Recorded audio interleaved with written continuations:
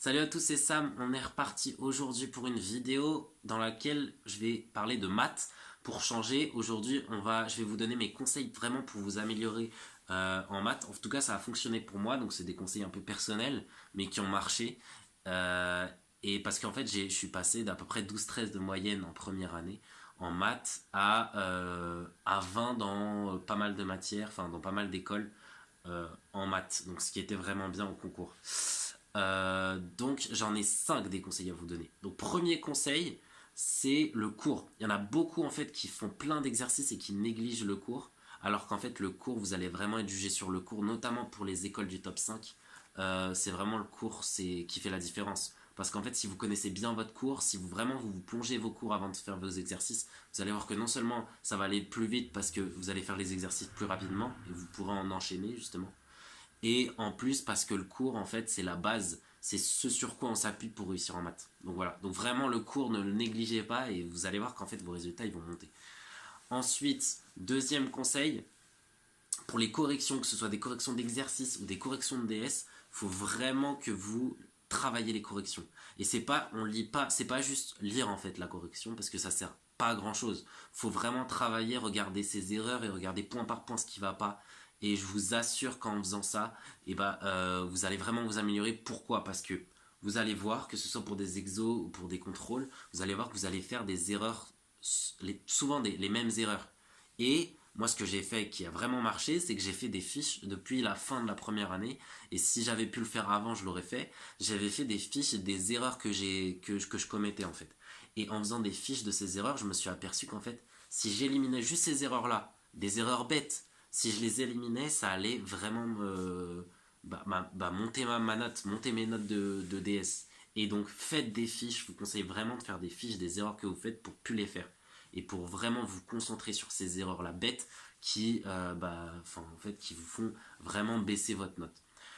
Troisième conseil, c'est un peu pareil, c'est un peu avec les fiches, mais c'est possible que vous aimiez pas les fiches. Moi non plus, j'étais pas vraiment trop des fiches, surtout pour les garçons, ils aiment pas trop les fiches et tout.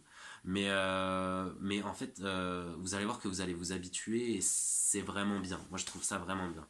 Là, pour le coup, pour ce troisième conseil, c'est faire des fiches sur les exercices types. Donc d'accord, il faut faire des exercices en maths, hein, je ne vais pas vous le dire, mais en faisant des fiches sur, entre guillemets, les questions ou les exercices qui retombent assez souvent, vous allez voir qu'en fait, et bien sûr en mettant les réponses, hein, c'est mieux pour comprendre, vous allez voir qu'en fait les exercices se répètent. Et donc il faut faire des exercices, mais analyser les questions, et souvent il y a les mêmes questions. Souvent il y a les mêmes ordres de questions, parce que les maths c'est un raisonnement finalement. Ils essaient de vous faire un raisonnement en vous aidant plus ou moins selon la difficulté de l'épreuve. Mais en faisant un petit peu ces fiches-là, ça va vraiment vous aider.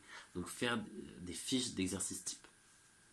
Quatrième conseil, faire des annales. Et ce conseil, il est spécifique parce qu'il s'adresse notamment aux personnes de deuxième année ou aux personnes qui s'approchent des échéances ou des concours. En fait, faire des annales des années précédentes, c'est ultra utile. Pour la voie éco, par exemple, les annales de l'EDEC, c'est très très bien de les faire parce que quand on les fait, en fait, on s'aperçoit que ça se répète beaucoup et c'est pas très compliqué si vraiment on a bien travaillé ses maths, d'avoir une très bonne note en maths EDEC notamment. Donc faire les annales, bien regarder la correction et en faire en boucle, notamment pour la semaine de révision, je vous conseille vraiment d'en faire beaucoup. Bien sûr, les premières années, n'en faites pas, parce que vous n'avez pas tout le programme. Et les deuxièmes années, je vous conseille d'en faire à partir de février, mi-février ou mi-janvier déjà, ce sera bien.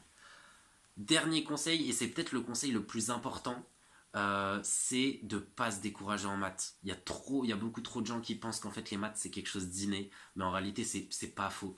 Il y a une part de vérité, mais elle peut être comblée, c'est-à-dire elle peut être compensée par un travail. Si vous travaillez bien vos maths, si vous comprenez ce que vous faites, si vous vous découragez pas surtout en ayant des mauvaises notes, parce que c'est souvent le cas, en fait on a une mauvaise note et après on se décourage et on lâche les maths.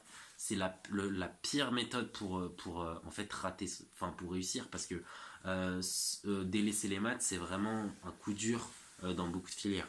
Donc ne vous découragez pas. Quand vous avez un contrôle, analysez-le. Partez pas, ne soyez pas défaitiste en maths. Et surtout quand vous êtes devant votre copie, adaptez-vous. C'est-à-dire qu'il y en a beaucoup qui stressent en contrôle. Et ce stress, ça les paralyse. Et en fait, c'est vraiment le stress et vraiment juste le fait de ne pas vouloir travailler les maths qui vous font avoir des notes catastrophiques en maths. Mais juste dites-vous que c'est une épreuve comme les autres et essayez, répondez à ce que vous savez. Donc commencez par les exercices que vous connaissez où vous pensez que vous pouvez aller vite et être productif dessus, et ensuite passez les questions que vous comprenez pas ou que vous n'arrivez pas à faire, et revenez-y par la suite, parce que ça vous évitera de perdre trop de temps. Donc voilà, j'espère que vous avez aimé cette vidéo. Si vous avez aimé, abonnez-vous et n'hésitez pas à partager la vidéo et à l'aimer. Et en tout cas, je vous souhaite bon courage et surtout, encore une fois, ne vous découragez pas en maths parce que c'est super important. Ciao!